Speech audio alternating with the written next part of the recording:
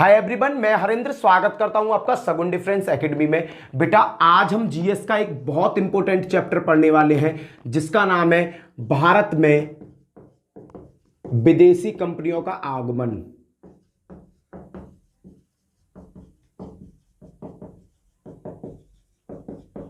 भारत में विदेशी कंपनियों का आगमन बेटा मोस्ट इंपोर्टेंट चैप्टर है ये। बेटा मैं आपको बताना चाहूंगा कि भारत बेटा शुरू से ही बिजनेस का बहुत बड़ा केंद्र रहा है। भारत शुरू से ही बिजनेस का बहुत बड़ा केंद्र रहा है। भारत को सोने की चिड़िया तो आपने सुना ही होगा। बेटा भारत शुरू से ही सोने की चिड़िया है और दूसरे लोगों के लिए आकर्षण का बहुत बड़ा केंद्र रहा। बेटा भारत से सबसे पहले अरब और वेनिस देश के लोग व्यापार क्या करते थे? कौन क्या करते थे? अरब और वेनिस लोग व्यापार क्या करते थे। इससे अगर पहले की बात करूं बेटा, एक क्वेश्चन बनता है बहुत ज्यादा इंपॉर्टेंट कि क्या क्वेश्चन बनता है? खगोलीय बेटा खगोलीय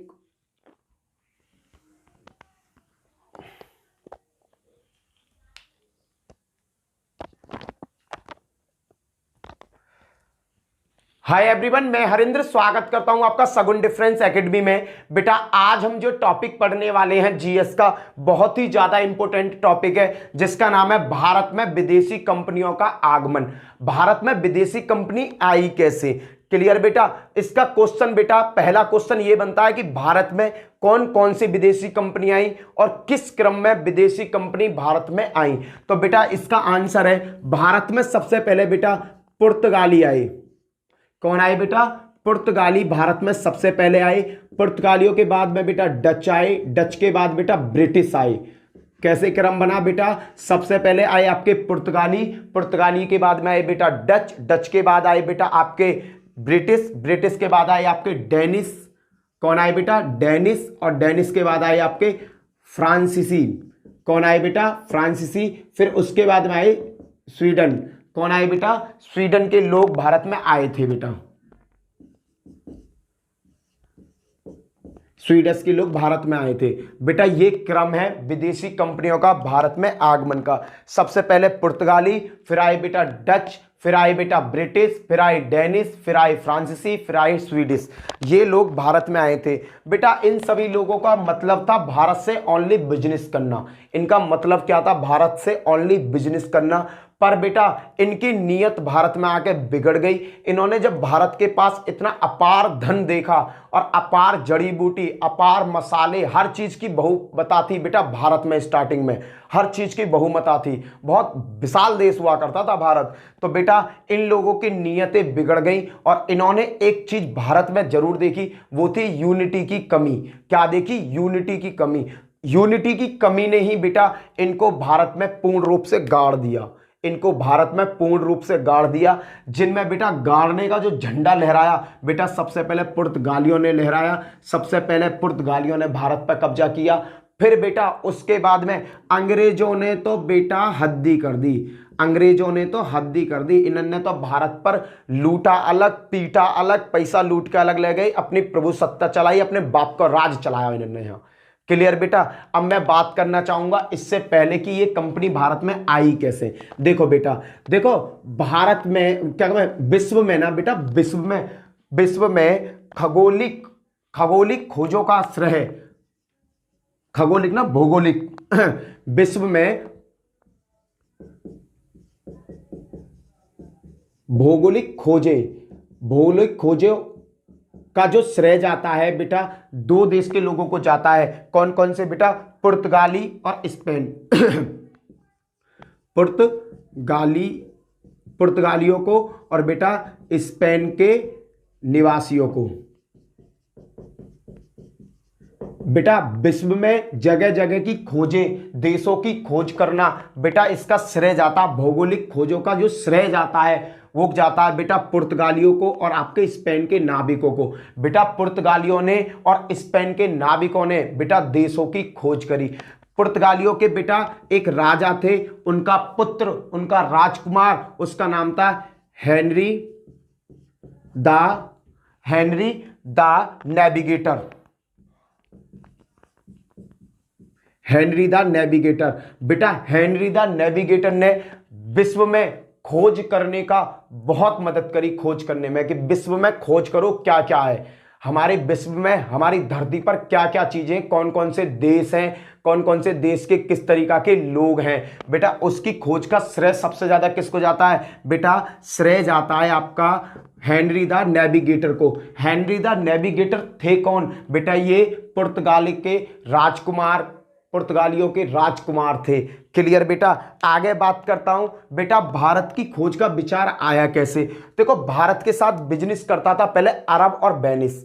कौन? दो देश बिजनेस करते थे, अरब और वेनिस के लोग भारत के साथ बिजनेस क्या करते थे, भारत से कच्चा माल ले जाकर उसमें चेंज कर कर ये विदेश में जाके बेचा करते थे, स्पेन में, पुर्तगाल में जाकर बेचा करते थे। तो वहां के लोगों के अंदर भी ये उत्तेजना जागी कि यार ये इतनी बेस्ट चीज लाते हैं और यहाँ बेचते हैं, ये बनाते कैसे हैं, ये चीजें बनती कहां पर है। तो ये सवाल पैदा हो गया और इस सवाल ने बेटा भारत की खोज की तरफ रुख कर दिया, भारत की खोज की तरफ रुख कर दिया। बेटा पुर्तगालियों के एक नाविक थे, पुर्तगालियों के एक नाविक थे बेटा, बताता हूं। पुर्तगाली के एक नाविक थे बेटा, जिनका नाम था बेटा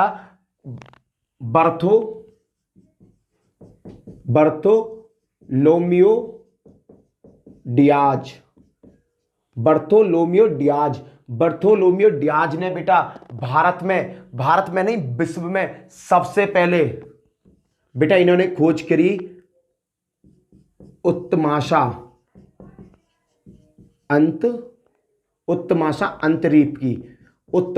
अंतरीप की बेटा इन्होंने खोज करी। बर्थोलोमियो डियाज ने बेटा उत्तरमाशा अंतद्वीप की खोज करी और उत्तमाशा अंतद्वीप को इन्होंने क्या कहा? इस उत्तमाशा अंतद्वीप को बेटा इन्होंने कहा, क्या कहा?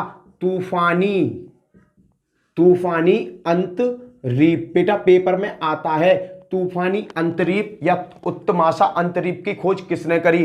बेटा बर्थोलोमियो डियाज ने करी। बर्थोलोमियो डियाज कहां के थे? पुर्तगाल के एक नाविक थे। कौन सी सन में करी? बेटा सन और लिख लो 1487 में, 1487 ईस्वी में इन्होंने इसकी खोज करी। बेटा कभी कभी ये पेपर में इंग्लिश में भी पूछ लिया जाता है, कभी कभी पेपर में इंग्लिश में कैसे पूछता है बेटा? Caps of good hope, caps of good hopes की खोज किसने करी? तो बेटा बर्थोलोमियो डियाज ने कैप्स ऑफ गुड होप की खोज करी। बेटा अगर मैं थोड़ा आगे जाता हूं, जब बर्थोलियाज ने इस उत्तमाशा अंतद्वीप या तूफानी अंतरीप की खोज कर ली तो ये वापिस चले गए। ये बेटा खगोलिक खोजों में सबसे बड़ी खोज थी। फिर बेटा भारत की खोज के लिए एक स्पेन का नाविक निकला। भारत की खोज के लिए बेटा स्पेन के एक नाविक निकले। स्पेन कहां के निकले बेटा? स्पेन के नाविक थे, उनका नाम था कोलंबस ने भैया स्पेन के नाविक थे कोलंबस। ये 1492 ईस्वी में भारत की खोज के लिए निकले थे। इनका मेन उद्देश्य था भारत की खोज। क्या उद्देश्य था? भारत की खोज। पर भैया ये कैप्स ऑफ गुड होप में इस तरीका से फंस गए, कैप्स ऑफ गुड होप में, तूफानी अंतद्वीप में इस तरीका के फंस गए कि जाना था इन्हें भारत की तरफ और दिशा भटककर ये पहुंच गए बेटा अमेरिका। ये कहां पहुंच गए? अमेरिका पहुंच गए। इनको करनी थी कोलंबस को खोज भारत की, जाना था इस डायरेक्शन में, पर बेटा कैप्स ऑफ गुड होप के चक्कर में, तूफानी अंतरीप के चक्कर में फंसकर ये पहुंच गए बेटा अमेरिका। तो कोलंबस ने बेटा 1492 में अमेरिका की खोज करी। बेटा समय बीतता गया, फिर एक नए पुर्तगाली नाविक आए जिनका नाम था बेटा वास्कोटी गामा। जिनका क्या नाम था? वास्कोटी गामा को बेटा ये पता था कि कैप्स ऑफ गुड होप को पार करना आसान बात नहीं है। कैप्स ऑफ गुड होप को पार करना बेटा आसान बात नहीं है।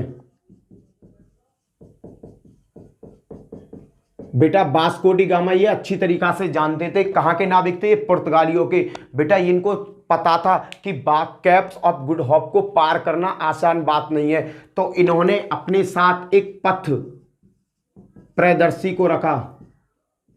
पथ प्रदर्शी की पथ प्रदर्शक, पथ, एक पथ प्रदर्शक को रखा। ये पथ प्रदर्शक बेटा कहां के थे? ये गुजरात के रहने वाले थे। ये कहां के रहने वाले थे? गुजरात, भारत के रहने वाले थे। इनका नाम था बेटा अब्दुल मनीज। इनका नाम था बेटा अब्दुल मनीज। क्या नाम था बेटा? पेपर में कई बार पूछा गया है। किस पथ प्रदर्शक की सहायता से ये भारत आए थे बेटा? मजीद, गलत हो गया, मनीज नहीं था बेटा, मजीद था। अब्दुल मनीज ने बेटा वास्को डी गामा को caps of good hope, caps of good hope की जो तूफानी लहरें हैं, जो कैप्स ऑफ गुड की तूफानी लहरें हैं, उन लहरों से बचाकर इसको कहां ले आया बेटा? ये से ले आया भारत। कहां ले आया बेटा? ये ले आया इसे भारत। बेटा वास्को डी गामा भारत में 17 मई 1498 ईस्वी में, 17 मई 1498 ईस्वी में बेटा कालीकट पर उतरे। बेटा कहां उतरे? ये कालीकट पर उतरे। और कालीकट पर किस बंदरगाह पर उतरे थे बेटा? कप्पक डाबू। बेटा कई बार क्वेश्चन आया हुआ है, ये कई बार क्वेश्चन आया हुआ है। Vasco D gamma Bharat Calicut के किस बंदरगाह पर उतरे थे? तो उसका नाम था कप्पक डाबू। कप्पक डाबू नामक उस पर ये बेटा बंदरगाह पर उतरे थे। बेटा उस समय जब ये भारत में उतरे थे, कप्पक डाबू पर उतरे थे, उस समय भारत के एक हिंदू राज्य पश्चिम में उतरा था बेटा। ये पश्चिम में है,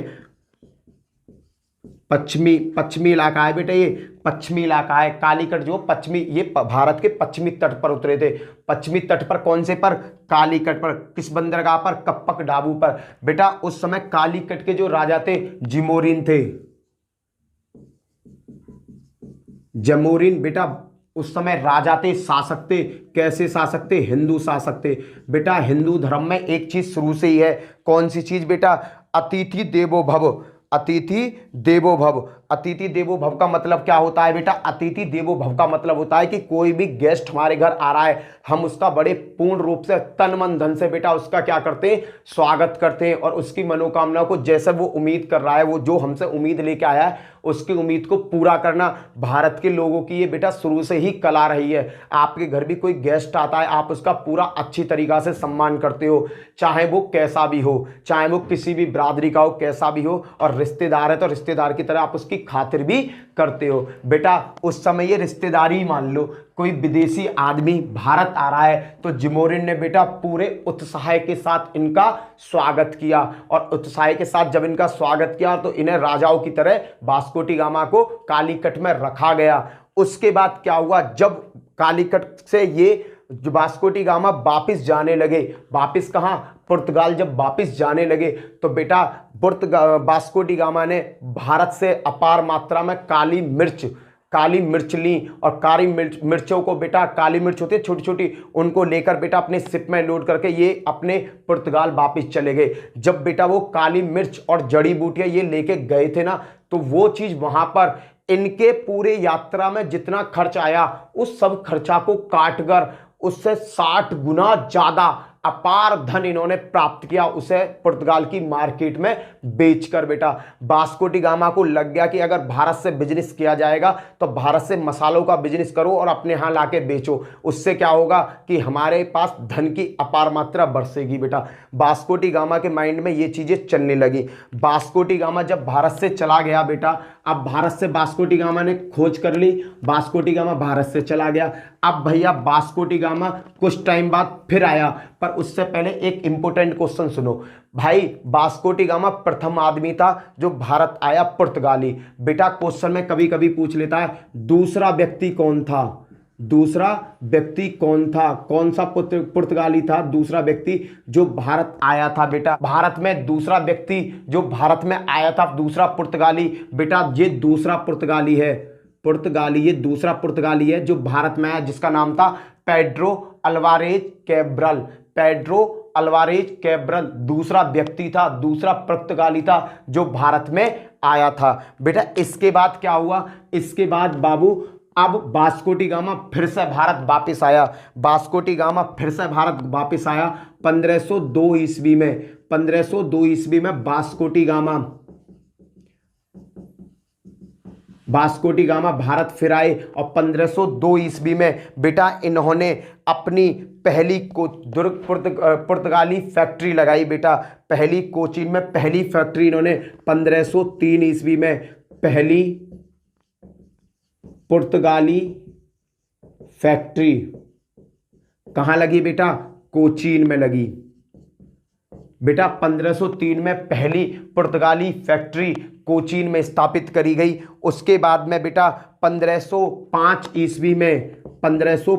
ईस्वी में बेटा दूसरी फैक्ट्री, ये बेटा बहुत इंपॉर्टेंट है, दूसरी फैक्ट्री कैनूर में लगी बेटा। कहाँ लगी, कैनूर में। बेटा ये क्वेश्चन आ जाता है कि प्रथम कोठी कहाँ लगाई, देखो पुर्तगाल वास्को डी गामा 1502 ईस्वी में भारत आ गया, भारत आते ही इसने 1503 में पहली पुर्तगाली कोठी लगाई, फैक्ट्री लगाई, कहाँ पे लगाई थी, कोचीन में। और दूसरी 1505 ईस्वी में दूसरी फैक्ट्री लगाई कैनूर में। क्लियर बेटा। अब जैसे ही यहाँ पर फैक्ट्रियां लग गई, जैसे ही भारत में पुर्तगाली फैक्ट्रियां लग गई बेटा, तो इन फैक्ट्रियों की देखरेख के लिए एक बंदे को भारत भेजा गया, भारत कब आया था, 1503 ईस्वी में। 1503 ईस्वी में बेटा फ्रांसिस्को डी अल्मीड़ा, 1500 ईस्वी में बेटा फ्रांसिस्को डी अल्मीड़ा भारत आया था। कब आया था बेटा, ये 1503 में, 1503 में ये भारत आया। फिर बेटा 1505 ईस्वी में इसे 1505 ईस्वी में पुर्तगाल का पहला वायसराय नियुक्त किया गया, बेटा इसे देखो। 1503 में फ्रांसिस्को डी अल्मीड़ा भारत आया, भारत आकर 1505 में पुर्तगाल का पहला वायसराय नियुक्त हुआ। क्वेश्चन आता है पुर्तगाल का पहला वायसराय कौन था, तो आंसर क्या होगा बेटा, पुर्तगाल का पहला वायसराय 1505 ईस्वी में फ्रांसिस्को डी अल्मीड़ा को बनाया गया। बेटा फ्रांसिस्को डी अल्मीड़ा जो था बेटा, ये भारत में पुर्तगालियों का पहला वायसराय था। इसका काम था बेटा, जो भारत में पुर्तगाली बस्ती बसी हुई हैं, जब पुर्तगाली बेटा यहाँ कंपनी बन गई तो उनकी छोटी छोटी बस्तियां बन गई, उन बस्तियों की देखरेख करना, इसके लिए इसे यहाँ का वायसराय बनाया गया। पर बेटा इसके मन में तो कुछ और ही चल रहा था। बेटा इसने एक नीति अपनाई, उस नीति का नाम था ब्लू वाटर नीति, blue water policy. Blue water policy का मतलब क्या था बेटा, इसने एक पॉलिसी अपनाई जिसका नाम था blue water policy. Blue water policy का बेटा एक ही उद्देश्य था कि शांति से व्यापार करना, बस किसके साथ, भारत के साथ। ब्लू वाटर पॉलिसी इसने अपनाई बेटा फ्रांसीसी डी अल्मीड़ा ने। इसका मेन उद्देश्य था शांति से व्यापार करना, समुद्र में शांति से व्यापार करना भारत के साथ, कोई भी दंगे फसाद ना करना। पर बेटा इनके जो अपोजिट डायरेक्शन में थे वो थे बेटा मिस्र था बेटा, तुर्की और बेटा गुजरात। इन तीनों ने मिलकर 1508 में भैया अल्मीड़ा के खिलाफ कर दिया युद्ध। अल्मीड़ा के खिलाफ जब युद्ध किया तो अल्मीड़ा की बेटा शक्ति भारत में बन चुकी थी, पुर्तगालियों की शक्ति भारत में बन चुकी थी। तो भैया अल्मीड़ा ने मिस्र, तुर्की और गुजरात की संयुक्त सेना को एक साथ हराया और बेटा द्वीप पर अपना कब्जा कर लिया। इस कब्जे से क्या हुआ, इस कब्जे से हिंद महासागर पुर्तगाली सागर बन गया। इस युद्ध का परिणाम ये निकला कि भैया अल्मीड़ा ने इन्हें बुरी तरह से, देखो अल्मीड़ा का मतलब था कि सिर्फ बिजनेस करना, पर भैया मिस्र, तुर्की और गुजरात, इन लोगों को हो रहा था भारी भरकम नुकसान। तो इन तीनों ने संयुक्त होकर 1508 ईस्वी में अल्मीड़ा से कर दिया युद्ध। जब अल्मीड़ा से युद्ध किया तो अल्मीड़ा ऑलरेडी ताकतवर हो चुका था, भारत में आकर उसकी शक्ति बढ़ चुकी थी, क्योंकि उसकी कंपनी थी, कंपनी के लोग थे, बहुत सारी शक्ति इसके पास बढ़ चुकी थी। तो मिस्र, तुर्की और गुजरात को, तीनों संयुक्त राज्य उनकी को सेना को भैया इसने बुरी तरह से हराया और द्वीप पर अपना कर लिया कब्जा। इस कब्जे का परिणाम बेटा ये निकला कि हिंद महासागर बेटा तुर्की वो पुर्तगाली सागर बन गया। कौन सा सागर बन गया? पुर्तगाली सागर बन गया। पूरा हिंद महासागर पर पूरा कब्जा किसका हो गया बेटा? पुर्तगालियों का पूरा कब्जा हो गया।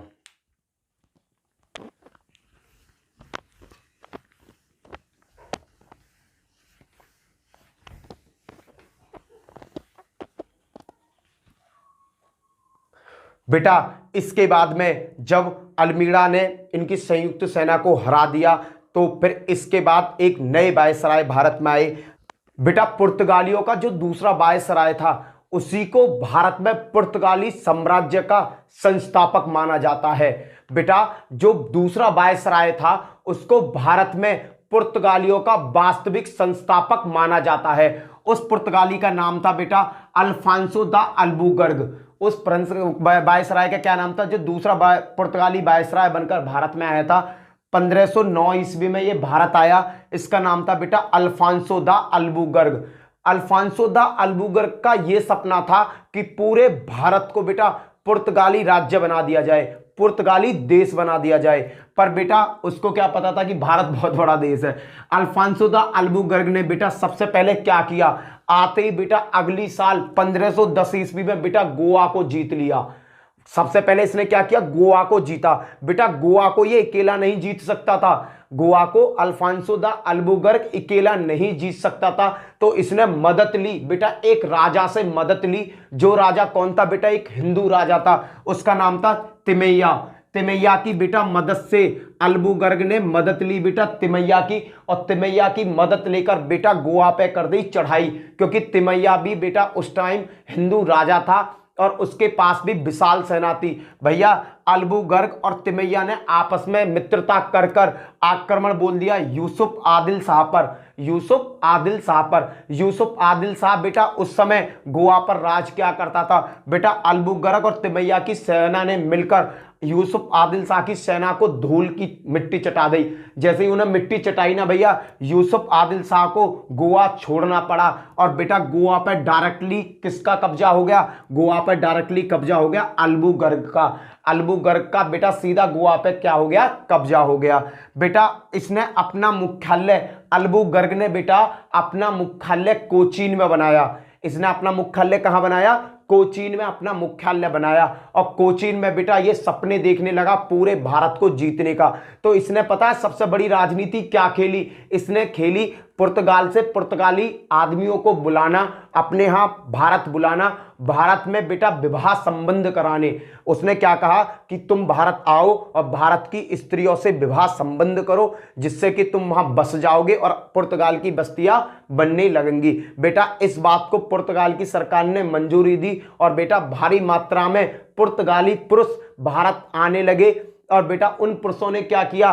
पुर्तगाली पुरुषों ने भारत की महिलाओं के साथ संबंध बनाए, शादी विवाह करे और नई नई बस्तियां बनानी चालू कर दी। बेटा जब बस्तियां बननी चालू हो गई तो बेटा जब देखो पश्चिमी तट जहां कालीकट था बेटा, वहां तो पुर्तगाल का अपना कब्जा था ही। इन्होंने एक बस्ती और बसा दी। कहां पर? दक्षिण पूर्वी पक्ष पर, दक्षिण पूर्वी साइड में बेटा एक बस्ती और बसा दी। उस बस्ती को बसाया बेटा सन थोमे में। कहां बसाया बेटा? सन थोमे। बेटा आता है क्वेश्चन, सन थोमे में कौन सी बस्ती थी बेटा? सन थोमे में सबसे पहले जो बस्ती बसी बेटा वो पुर्तगाली बस्ती बसी थी। और उस बस्ती को बसाया किसने था बेटा? उस बस्ती को बसाया था अल्फांसो दा अल्बुकर्क ने। अल्फांसो दा अल्बुकर्क ने दक्षिण पूर्वी भारत में बेटा एक अपनी बस्ती बसा दी। जिस बस्ती को बसाया उस जगह का नाम था सन थौमे में, बेटा सन थौमे में इसने अपनी बस्तियां बसा दी। बेटा इसने यूसुफ आदिल शाह से गोवा तो जीत ही रखा था। गोवा जीतने पर बेटा इसने 1515 ईस्वी में गोवा में एक चर्च बनाया। बेटा गोवा में सबसे पहला प्रथम चर्च बेटा इसी ने बनाया था, अल्फांसो द अल्बुकर्क ने। बेटा इस चर्च का नाम रखा गया सेंट जेवियर। सेंट जेवियर के नाम पर इस चर्च का नाम रखा गया। सेंट जेवियर बेटा कौन थे? पुर्तगाली ईसाई पादरी थे। बेटा वो ईसाई जो होते हैं उनमें पादरी का पद सबसे ऊपर होता है, वो पादरी थे। बेटा इन्होंने भारत में आकर बेटा बहुत सारे हिंदुओं को ईसाई में परिवर्तित कर दिया था।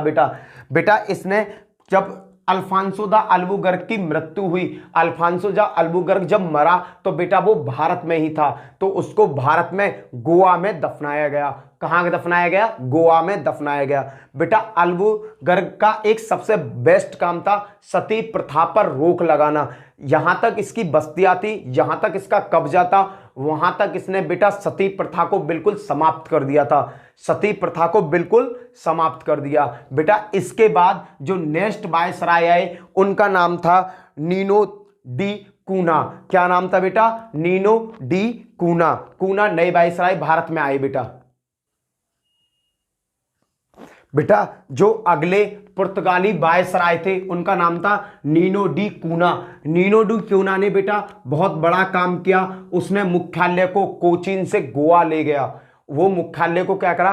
कोचीन, पहले मुख्यालय कहां पर था? कोचीन में था।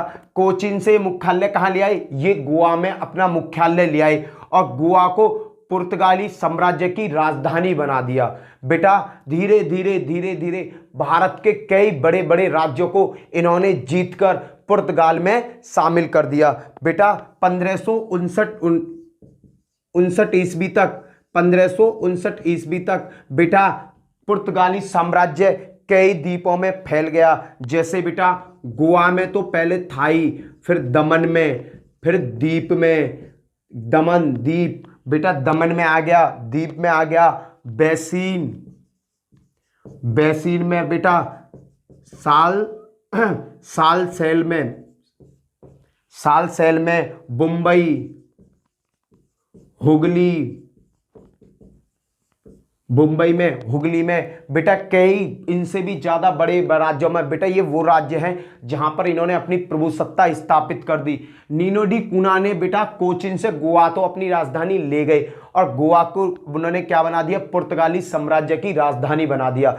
धीरे धीरे बेटा नए नए वायसराय आते रहे और नए नए कानून पास करते रहे। धीरे धीरे 1559 ईस्वी तक बेटा गोवा, दमन, दीप, बैसीन, सालसेल, मुंबई, हुगली, इन राज्यों में बेटा पूर्ण रूप से गोवा पुर्तगालियों का क्या हो गया?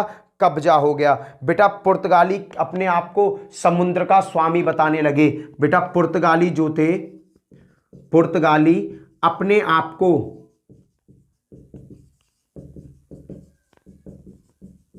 समुद्र का स्वामी, बेटा धीरे धीरे जब भैया पुर्तगालियों का राज्य का, पुर्तगाली जो राज्य स्थापित किया था बेटा इन्होंने समुद्री किनारों पर स्थापित किया था। तो समुद्र पर इन्होंने क्या कह दिया कि अब हम समुद्र के स्वामी हैं। और बेटा पुर्तगालियों ने समुद्र का स्वामी अपने आप को बताया और साथ ही साथ इन्होंने नए नए कर लगाने चालू कर दिए। इनका जो सबसे बड़ा कर था बेटा, उस कर ने तो भारत क्या और देशों की कमर ही तोड़ दी। उस कर का नाम था बेटा कार्टज व्यवस्था कर। कार्टज व्यवस्था कर। बेटा ये कार्टज व्यवस्था कर क्या था मैं बताता हूं। देखो पुर्तगालियों ने अपने आप को समुद्र का स्वामी बना दिया और पुर्तगालियों ने अपने जहाज समुद्र में और छोड़ दिए, जिससे कि पुर्तगाली जब भारत से बिजनेस करें तो कोई टेंशन हो नहीं। अगर कोई देश जैसे अरब या बैसीन भारत से व्यापार करें, अरब और बैसीन तो भारत से शुरू से ही व्यापार करते थे, पर जब पुर्तगालियों की प्रभुसत्ता पूरे भारत के किनारों समुद्री इलाकों में फैल गई तो उन्होंने अपने आप को समुद्र का स्वामी घोषित कर दिया। और जब दूसरे देश के लोग अरब के या बैसीन के भारत से बिजनेस करने के लिए आते थे तो बेटा उनके जहाज़ों को बीच में ही लूट लिया जाता था। उनके जहाज़ों को, जैसे वो माल भर के भारत से निकले तो उनके जहाज़ों को रास्ते में ही लूट लिया करते थे। वो लूटते कौन थे बेटा? वो पुर्तगाली ही लूट लिया करते थे।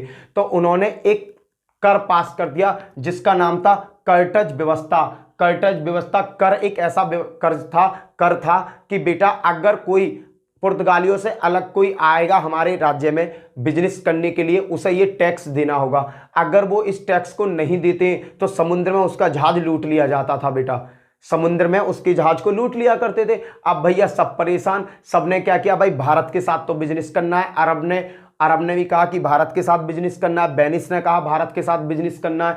तो उन्होंने क्या किया भैया, इनको कर देना चालू कर दिया, जिससे कि बेटा ये क्या करते थे, उनके सिपों की हेल्प क्या करते थे, उनके देश तक छुड़वाने में। बेटा बदमाश जो समुद्री लुटेरे थे, समुद्री लुटेरे कौन थे बेटा, वो पुर्तगाली थे। उनकी वो राजनीति थी अरब और वेनिस से पैसा ऐंठने की। उन्हें देखो, उनकी अरब की और वेनिस की मजबूरी थी भारत के साथ बिजनेस करने की, क्योंकि भैया उनकी प्रोडक्ट उन्हें ले जाना था, उसकी डिमांड थी उनके यहाँ। तो भैया उन्होंने क्या किया, भैया हार के वो टैक्स भी देने लगे कि लो भैया हम तुम्हें टैक्स भी देंगे।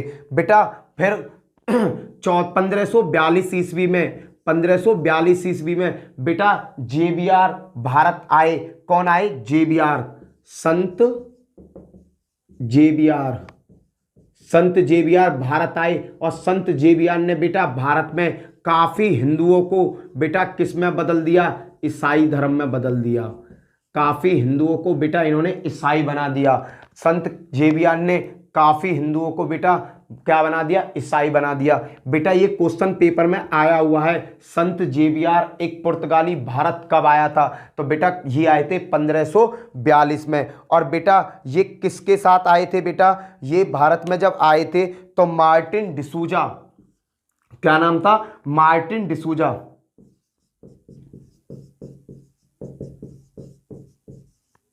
बेटा मार्टिन डिसूजा भारत में बन के आए थे वायसराय।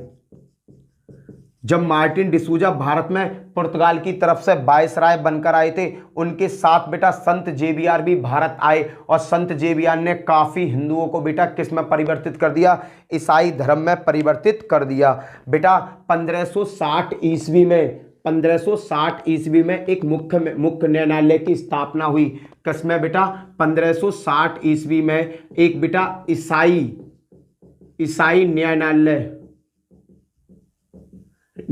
न्यायालय की स्थापना हुई। और बेटा ईसाई न्यायालय की स्थापना कहां पर हुई थी बेटा, ये हुई थी गोवा में। बेटा क्वेश्चन आता है, प्रथम ईसाई न्यायालय कहां स्थापित किया गया था, बेटा गोवा में स्थापित किया गया था। कब किया गया था, 1560 ईस्वी में स्थापित किया था। बेटा पुर्तगाली भारत आए तो बेटा पुर्तगालियों ने भारत को नई नई चीजें सिखाई, नई नई खोजें दी, जिसमें बेटा सबसे बड़ी थी बेटा जहाज निर्माण। जहाज का निर्माण कैसे किया जाता है, जहाज का निर्माण किस तरीका से किया जाता है, ये तकनीकी बेटा पुर्तगालियों से हमने सीखी थी। क्लियर बेटा। उसके बाद प्रिंटिंग मशीन। बेटा प्रिंटिंग मशीन के ऊपर तो एक क्वेश्चन पेपर में कई बार आया हुआ है। भारत में सबसे पहले प्रिंटिंग मशीन बेटा गोवा में लगाई गई थी 1556 में। 1556 में सबसे पहली प्रिंटिंग मशीन लगाई गई थी। कहाँ लगाई गई थी बेटा, गोवा में। बेटा ये क्वेश्चन पेपर में आया हुआ है कि भारत में सबसे पहली प्रिंटिंग मशीन कहाँ लगाई गई थी, तो आंसर है 1556 में सबसे पहली प्रिंटिंग मशीन बेटा कहाँ लगी थी, गोवा में लगी थी। और ये प्रिंटिंग मशीन बेटा लगवाई किसने थी, ये बेटा पुर्तगालियों ने लगवाई थी। बेटा जहाज का निर्माण, प्रिंटिंग प्रेस और आपका तमाकू की खेती। बेटा तमाकू की खेती भी बेटा किसकी देन है, ये भी पुर्तगालियों की ही देन है, तमाकू की खेती। उसके बाद बेटा एक सब्जी आप बहुत ज्यादा खाते हो जिसको कहते हैं आलू। आलू बेटा सब्जियों का राजा होता है। किताब में तो लिखा हुआ नहीं है पर बेसिक बता रहा हूं कि आलू को सब्जियों का राजा कहा जाता है। बेटा आलू कौन लाया था भारत में, आलू नाम की सब्जी बेटा सबसे पहले पुर्तगाली भारत में लाए थे। क्लियर बेटा। धीरे धीरे काम चलता रहा बेटा। पुर्तगाल ये जो था, पुर्तगालियों ने भारत के काफी राज्यों पर अपना कब्जा कर लिया और भारत को एक तरीका से बंदी तो इन लोगों ने नहीं बनाया, भारत को बंदी नहीं बनाया, बस भारत में अपनी बस्ती बसाई। बस्ती बसाने के बाद में भारत के लोगों को इन्होंने ज़्यादा परेशान नहीं किया, बहुत ना के बराबर परेशान किया। और बेटा उनका काम क्या था? उनका काम था यहाँ बिजनेस करना। ये केवल बिजनेस के उद्देश्य से आए थे। जब बिजनेस इन्हें यहाँ अच्छा दिखने लगा तब ये यहाँ के जमने लगे। पुर्तगाली बेटा भारत में सबसे पहले पुर्तगाली आए। कब आई? 1498 में भारत में सबसे पहले पुर्तगाली आए और भारत से सबसे बाद में पुर्तगाली गई। बेटा कब गई? 1961 में। देश आज़ाद होने के बाद में भी बेटा पुर्तगाली भारत में ही थे। बेटा ये गोवा दमन द्वीप पर इन्होंने गोवा दमन और द्वीप पर बेटा 1964 में ये गोवा दमन द्वीप से गए थे। 1961 तक ये गोवा दमन द्वीप पर बेटा राज किया करते थे। 1961 में 1947 के बाद देश आज़ाद हुआ। देश आज़ाद होने के कई सालों तक ये भारत में रुके रहे। क्वेश्चन बेटा कैसे आता है? कौन सी विदेशी लोग थे जो सबसे पहले आए और सबसे लास्ट में गए? तो उनका नाम था बेटा पुर्तगाली।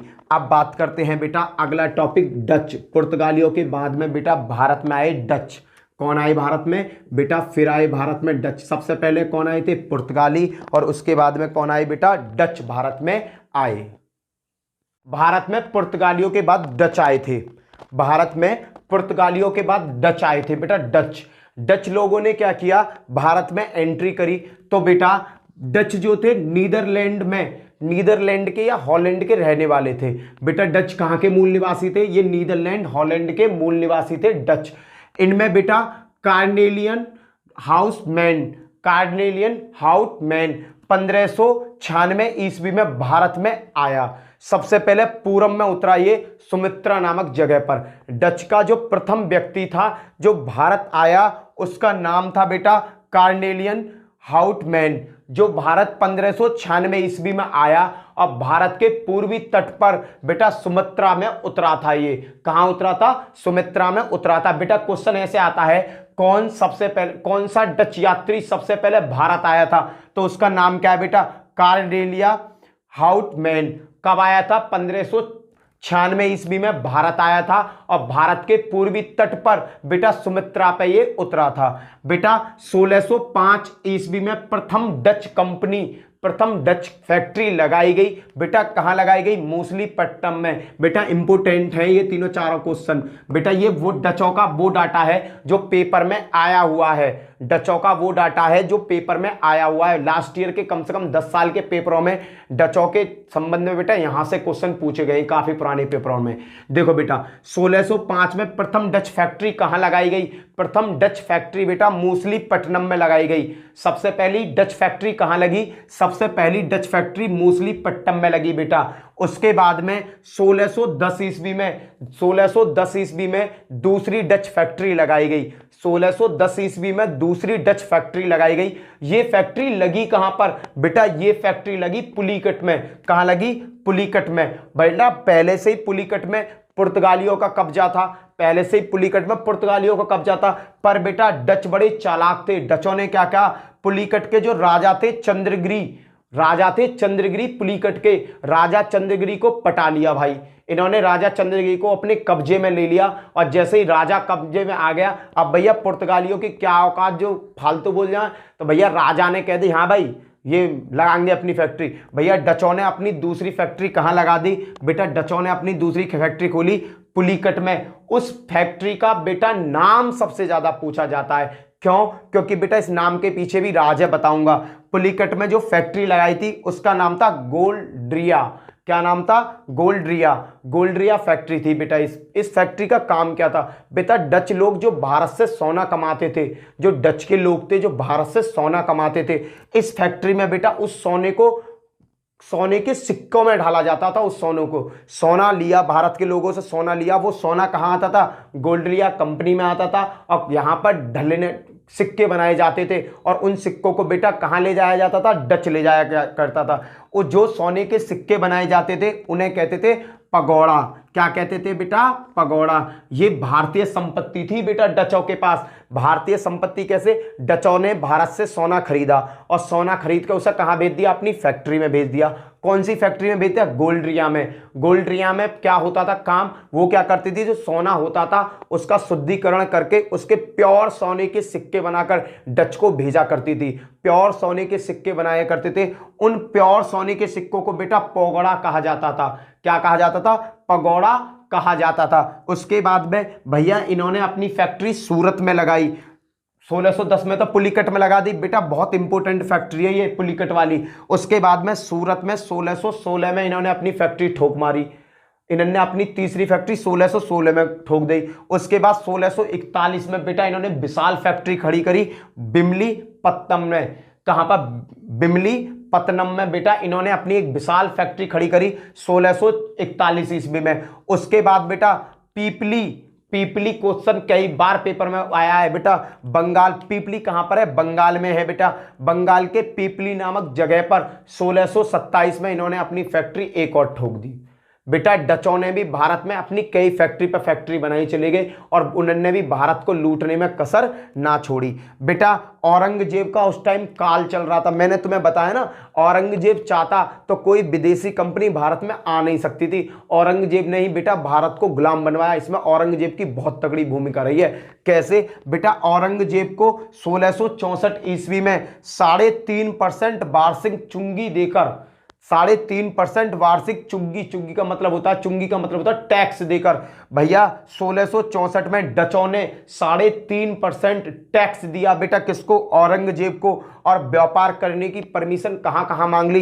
बंगाल में व्यापार करेंगे, बिहार में व्यापार करेंगे और उड़ीसा में व्यापार करेंगे। भैया औरंगजेब ने कह दी भैया मुझे तो 3.5% से मतलब है, तुम कहीं भी व्यापार करो। तो भैया डचों ने किस राज्य को चुना? बंगाल, बिहार और उड़ीसा। बेटा बंगाल, बिहार और उड़ीसा में उस समय अपार मात्रा में धन था, तो डचों ने बेटा वहां व्यापार करना चालू कर दिया। बेटा डचों का सबसे बड़ा फायदा, बेटा डचों ने भारत से मसाले का व्यापार नहीं किया। मसाले का व्यापार अपार मात्रा में मसाले और जड़ी बूटियों का व्यापार बेटा करा था पुर्तगालियों ने। पर बेटा डचों ने भारत में मसाले का और जड़ी बूटियों का व्यापार नहीं किया। उन्होंने भारत से सबसे ज्यादा व्यापार किस चीज का किया? वो था बेटा कपड़े का। कपड़े का व्यापार किया था। बेटा क्वेश्चन आया हुआ है कि भैया डचों ने भारत में किस चीज का व्यापार किया था? तो बेटा मसाले या दवाइयां मत लगाइए ना, वहां मसाले और जड़ी बूटी भी ऑप्शन में होगा। बेटा डचों ने भारत में केवल वस्त्रों का व्यापार अपार मात्रा में किया। उन्हें वस्त्रों का व्यापार क्या करते थे वो बेटा।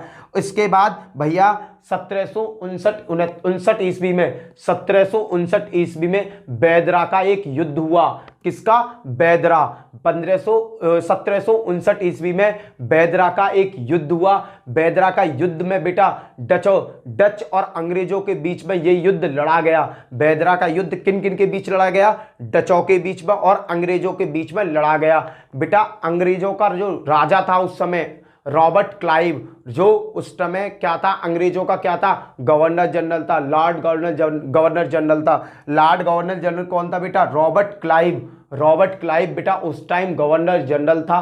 तो रॉबर्ट क्लाइव के बेटा नेतृत्व में बेदरा का युद्ध हुआ। उस बेदरा के युद्ध में बेटा डचों की इतनी मिट्टी खराब करी अंग्रेजों ने कि डचों को भारत से ही बाहर भगा दिया। यह है बेटा डचों का इतिहास। डच कहां के रहने वाले थे? हॉलैंड के। भारत में सबसे पहले कब आए? 1596 में। भैया सबसे पहले कौन आया? कार्लियन हाउटमैन भारत आया। भैया ये कहां उतरा था? ये भारत के पूरब में सुमित्रा में उतरा था। उसके बाद देखो बेटा इन डचों ने सबसे पहली फैक्ट्री कहां लगाई? मूसलीपट्टनम में लगाई।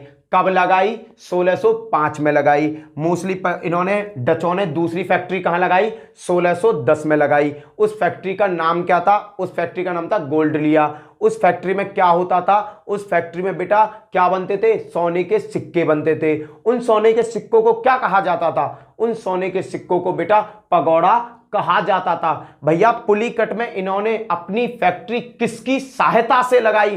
तो बेटा पुलिकट के राजा चंद्रगिरी की सहायता से इन्होंने अपनी फैक्ट्री लगाई। बेटा सूरत में इन्होंने कब अपनी फैक्ट्री खोली? 1616 में। बिमलीपत्तनम में कब फैक्ट्री खोली? 1614 में। पीपली बंगाल में बेटा कब फैक्ट्री खोली? 1627 में। इस तरीका से क्वेश्चन पुटअप करिए बेटा। उसके बाद बंगाल, बिहार, उड़ीसा में किस मुगल राजा ने इन्हें परमिशन दी बिजनेस करने की? औरंगजेब ने। क्या लेकर? 3.5% का टैक्स लेकर। उस समय बंगाल, बिहार और उड़ीसा में अपार मात्रा में क्या था? पैसा था भैया। और इसके बाद एक नया क्वेश्चन बनता है कि डचों ने भारत में किस चीज का व्यापार किया? बेटा डचों ने भारत में दवाइयों का व्यापार नहीं किया, जड़ी बूटियों का नहीं किया, मसालों का नहीं किया। बेटा इनका सबसे ज्यादा ध्यान किसकी तरफ था? भारत के वस्त्रों पर इन्होंने व्यापार किया। बेटा कौन से युद्ध के बाद डच भारत से चले गए? बेटा बेदरा का युद्ध के बाद डच लोग भारत से चले गए। बेदरा का युद्ध हुआ कब था बेटा? 1759 ईस्वी में बेटा बेदरा का युद्ध हुआ। बेदरा का जब युद्ध हुआ था तो अंग्रेजी सरकार की तरफ से कौन गवर्नर जनरल था? बेटा उसका नाम था रॉबर्ट क्लाइव। रॉबर्ट क्लाइव के नेतृत्व में बेटा कहां का युद्ध हुआ था? बेदरा का युद्ध हुआ था। और इस बेदरा के युद्ध में बुरी तरह किसकी हार हुई थी? बेटा डचों की हार हुई थी। और इस हार के बाद में बेटा डच भारत से पूर्ण रूप से चले गए। यह है बेटा डचों का इतिहास। इसी के साथ भाई मांगता हूं तुमसे अलविदा। जय हिंद, जय भारत। फिर मिलते हैं नेक्स्ट वीडियो में।